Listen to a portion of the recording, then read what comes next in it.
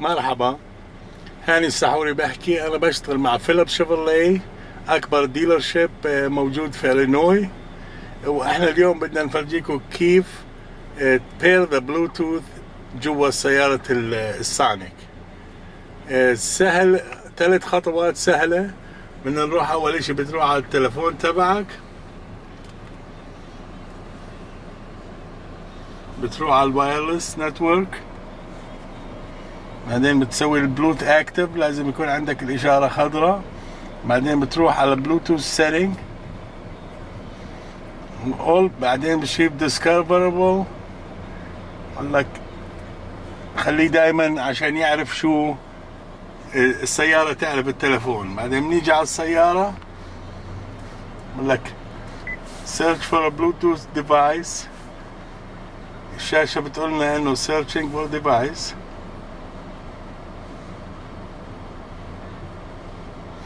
هاي لاقت الرقم تبعي، بعدين بنيجي بنكبس عليه،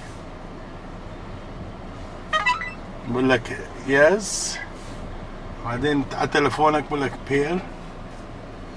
هاي بتفرجيك information is connecting.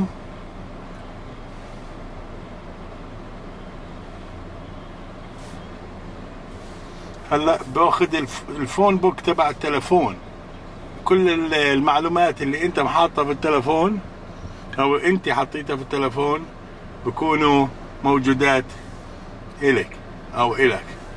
فبس تكبس عليها تقول لك هلا، بعدين على التلفون موجود ماي لينك اللي هو انت كونكتد معه. لما بدك تسوي اتصال تكبس على التلفون هون،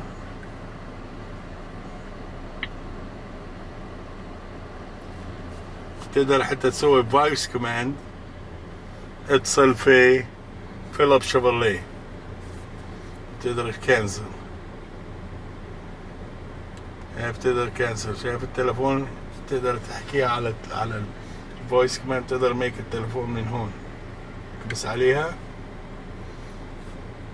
كول فيليبس شيفروليه.